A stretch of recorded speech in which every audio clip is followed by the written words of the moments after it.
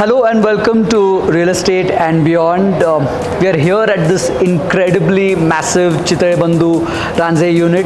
We are here to talk about the importance of facility, location and the infrastructure in industrial real estate and manufacturing, and how Chitale Bandhu is setting new benchmarks and achieving that success.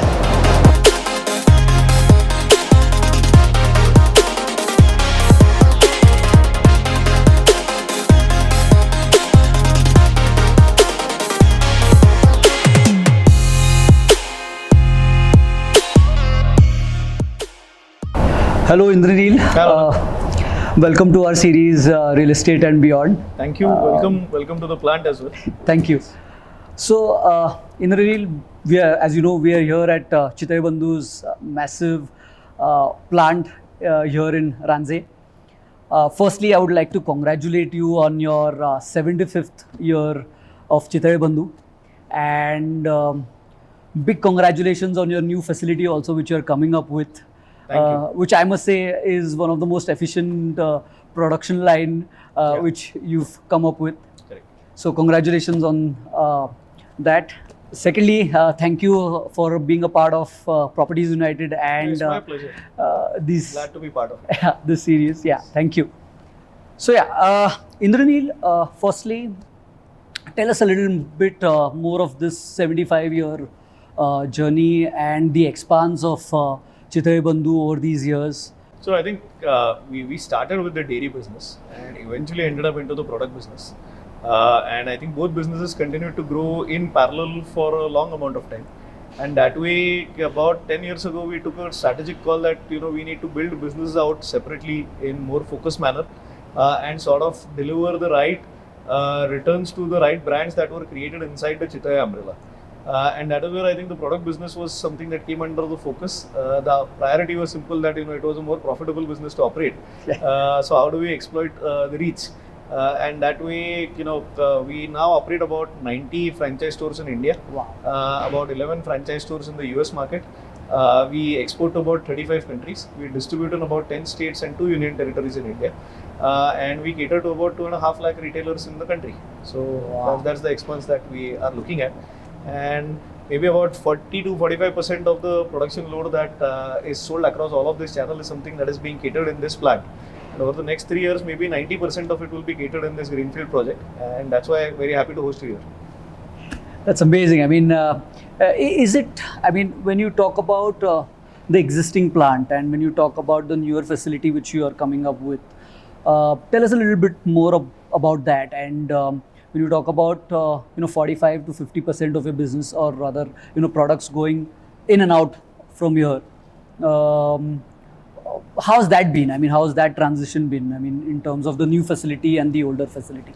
So I think what we built with the new facility scale, what we built with the older facility was a validation of technology. So I think now that the technology is proven and we know how to package and distribute, what we've come to realize is that we need to distribute it at a larger volume. So how do we do that is by building scale. And I think building that scale out is a process where your infra needs to support that. So you can have equipment, you can have people, but if your infrastructure is not conducive to that kind of scale, it becomes a challenge to building that out. So that is what we've tried to build out here, and we'll continue building over the next 4 or 5 years at least.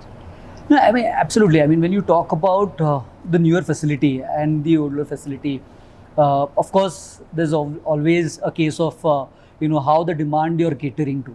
And so when you design a plant, I mean, when you design a facility to cater to various our consumers, was there a conscious design aspect in mind or an outcome in mind which would suffice going like another 75 years? So when we are in the food business, so what matters very importantly for the food business is one, the shelf life, second, the freshness of the product, and thirdly, most importantly, is the infrastructure to which helps produce the food. Absolutely. So designing that infrastructure is where I think the food safety aspect comes into the picture first. Because you can have the best equipment and you don't have to close the doors, then you are naturally going to let something foreign come into the contact with your food. So you don't want something like that. So building factories or building structures ground up with food safety in mind becomes critical. And for any food business to flourish, we need good road connectivity, we need good quality power, and we need good quality water around. So these three factors also come into predominance in terms of how we go about investing in real estate for creating future. And when all of these factors are taken care of, how close are we to our markets and how close are we to the ports becomes the second aspect. So that's why the sooner we reach the point of sale, the more likely the customer is going to appreciate our product, and the more likely it is going to be picked up. So that's how we sort of build clusters around it, and we'll keep growing in clusters is how I envision the growth for the future. Absolutely, and it's more to do with the surrounding infrastructure as well. I mean, as you rightly said, it's the infrastructure. But whenever you're setting up a manufacturing unit, whenever you're in the industrial aspect of real estate, what is that one topmost priority when you're choosing a certain place, certain location, when it's this scale, when it's this size, for a manufacturing unit? So I think when it comes to greenfield projects, what becomes very important is that the cost is in control. Yeah. So while of course there is the predominant demand that we are closer to the bigger marketplaces, anything that is a big marketplace is a very expensive real estate proposition. So we need to strike the balance where we invest for the future, and eventually areas which are predominantly favorable for manufacturing eventually get merged into the urban infrastructure in the future. So how do we envision that future? How do we envision the development around the city? How do we envision the development around the state and the infra around it is all that is considered into investing in real estate, which is conducive for industrial use. Once all of that is something that we understand well, I think that is only when we invest, we go into it and see how the other neighboring infra is, where the road connectivity becomes important, water availability becomes important, quality of electricity becomes very important, the overall mindset and the ability of the area around to generate employment and have good quality employees becomes important. So it is a step-by-step process, and I think first is of course the cost, because with any industrial project or greenfield projects, you don't recover the cost on day zero. Unlike more modern and tech-driven sexy businesses that we see around, where they can recover cost with minimal infrastructure. Any industrial project requires at least 3 to 4 years before you can even start about thinking of making profits. So, and it requires a lot of sunken cost which goes day zero, which will create revenue of the future. After 3 years. After 3-4 years. So for that potential to be exploited, your cost of real estate needs to be cheaper, so that you can have some sort of delta that actually factors into your bottom line.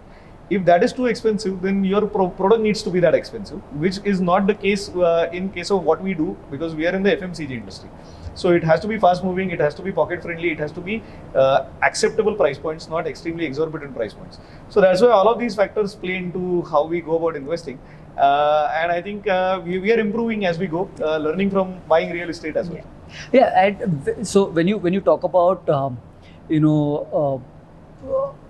real estate per se, I mean, is it the gut? Is it the vision? Is it of course the price points are there, of course the markets being closer, of course you can always envision a prime real estate and it to do well. But when you talk about manufacturing units, when you talk about industrial aspect of the business, it's always the vision which plays, or is it like the gut factor which you feel is conducive to take it forward? I would say 85% is gut, 85% is vision, and 15% is gut. I don't think so anything can happen without that gut feeling being right. But along with that, your gut feeling can be wrong. So for that, you need to have a very good planned up strategy about what you want to do with it. Because I think churning of real estate is a very critical aspect. And I find that as a challenge where, are we able to utilize the real estate 24 hours? Is one of the big questions that I ask even as a food company. So we operate stores, we operate franchises, and I think it's always a pain point for me that we pay rent for 24 hours and we get revenue only for 12 hours. So now we are building new product lines which help us serve breakfast, which help us serve dinner, which will help us serve desserts even after midnight, so that we maximize the revenue potential of that land. So that and talent availability play critical factors. So you can have great factors, but poor talent, then that becomes a problem. So you have to invest in creating that talent and creating that mechanism where it is a good place of work for people to be joining there as well, and where you can bolster the local employment, local empowerment as well, and sort of create skills which are for your future. Yeah. Also, when we talk about the newer facility, Indraneel, how has your decision making involved, or understanding to take a decision to make sure Pune's industrial or Pune's landscape helps you in taking the right call? I think one of the great factors about Pune is that we are very well connected to the ports, thanks to Mumbai and all the ports coming up in the south of Pune as well. Second aspect is that because of the technical universities and colleges we have, availability of good quality talent is not a problem here. And the third most important aspect I would say is the weather, because relatively we have dry weather throughout the year, and that is very important for food industries. So that's why dry weather with water availability is one of the unique combinations that Pune enjoys, and we have reaped the benefits of it for last 7 decades, and I think we'll continue for the next 7 decades. And that shows. I think that shows with your newer facility also. It's incredible, how the churning has been, how you've been able to efficiently provide the masses the right quantity, and it's been a revelation in itself. Also, for a fact that when we talk about your scalability or Chitale Bandhu's scalability, important aspect which I've seen you over the number of years was the involvement of automation in place. You've always, whenever we've met, whenever we've spoken, you've always said automation plays an important role when we cater to these, especially food products. So how has that transition been in terms of for a larger scale like this? I think it's inevitable that you have to adopt automation. The more you scale up, the more the degree of human error. Yeah. Because you cannot overcome human error, and it's only human, I would say. So how do we reduce the volatility of it is where I think automation plays an important role. And I think now automation is not just simply about building scale, it is also about building repeatability to processes which are that way not requiring knowledge. So with the advent of AI, with the advent of machine learning, it's not simply about automating the process as much as it is also about automating auxiliary activities. Yeah. So that is all helping the human capital or the human resource in the company focus their time on doing tasks which are very important. Yeah. The less important or the mundane or the repeatable tasks are something that move on to automation, so that the skill set of the people is about the future, not about what can be automated. Yeah, so as you rightly said, I mean, probably not, when it's automation, people talk about the scalability of it, just the scalability of it. But getting the right essence, I mean, it's a lot of emotion. When it's Chitale Bandhu, it's more of an emotion. It's more of a day-to-day food items, day-to-day consumption. So it's very emotional, and when we talk about festivities, it's always Chitale Bandhu. So automation is not directly related to scalability, but it's also a factor wherein you bring in good stuff, good things to people. Yeah, so I would say automation is more about quality assurance, rather than scale. Scale can be achieved with human capital as well. Yeah. I think as a country we have no shortage of human capital which is skilled and readily available. The important factor is that how do we ensure that there is uniform quality output from every human element that we work with, and that is where I think that becomes a challenge. So that is why automation is more on quality assurance rather than building scale. It empowers the scale to be very efficient. That is what I would say. And we've always been process driven, automation driven, but our businesses have involved human touch to it. How's that been in terms of taking handling both manpower to making sure you set the right automation, and that transition from a handmade thing to a process driven or a system driven business. How has that been? I mean, so see, I think human involvement is inevitable. Yeah. It is the crucial aspect towards why an organization exists, and the humans build a culture around it. So we cannot negate or override the importance of human capital. And as we say, it is a resource. Yeah. So every resource is helping build organization for the future, and enabling continuity for it. So how do we protect their interest? How do we improve their dignity of work? How do we ensure that it becomes a great place to work? And that is something that builds continuity for their next generations to empower as well. Where we have people working for us with 3 generations of their families as well. Wow. So it's all part of how the company culture reflects. I think with automation, with the change in the mindset of the future workforce, where we have Gen Zs now joining workforce left, right, center, Yeah. and their expectations of work are very different than what would be a standard Absolutely. millennial or the ones earlier. So to create a workplace for them which is cohesive with the older generations, automation is actually helping streamline generational gaps much better. So that's why it helps seamlessly empower the human mind rather than take away their jobs. But what is important is that the organizations understand that we reskill the people to ensure that they are compatible to adopt this automation. It's a heavy statement, but what it means is that if people are not able to leverage the importance of what automation, scale, technology is all empowering them with, they will likely be failures of the system. So how does the system progress where this technology enables more human capital to be productive is what organizations have to do, and that means they have to work on their people. Plus more than setting up a anything else. culture. I mean, so this new generation, younger generation, who's venturing into a manufacturing aspect of the business or industrial business. What is that one advice or one key factor or key factors which you would like to mention when they start off? Or See, we must understand that as a country, we still have about 30% of our population below the poverty line. And that way, about 12% of our GDP is still coming from agrarian output. So, what will eventually happen is that as the industrialization picks up, industrialization will be one of the key avenues to employ the least skilled people in the society. That is what we call the bottom of the pyramid.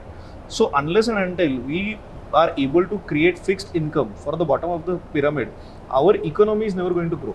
So that's why industrialization is one of the key empowering factors towards a more evenly distributed society which has economic access. Yeah. So that's why we must understand that as a country, we need to enable people who are not in the organized workforce to have an avenue to enter that. And that is where industrialization plays a very important role. So don't look at it simply as a mechanism to make yourself rich, but it is about empowering the future generations of society around us. So that is why a socio-capitalistic model is very important in our country. Every person who wants to get into the industry needs to understand that you have to build a socio-economic system around it, then people will support you.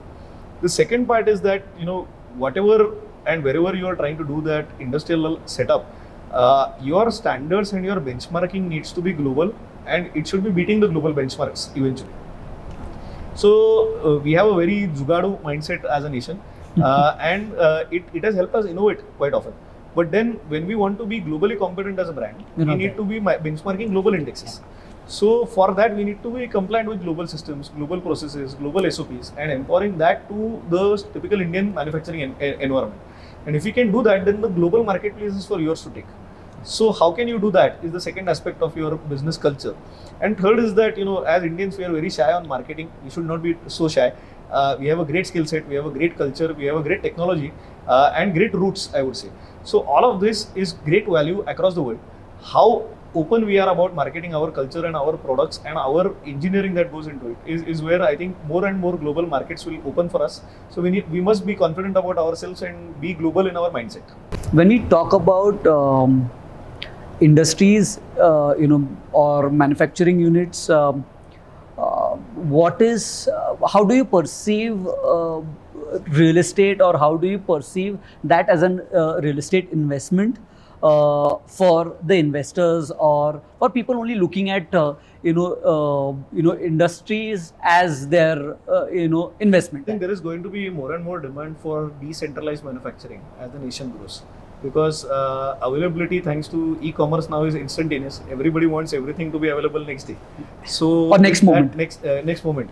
So with that, we need to have decentralized manufacturing which serves the local population quickly.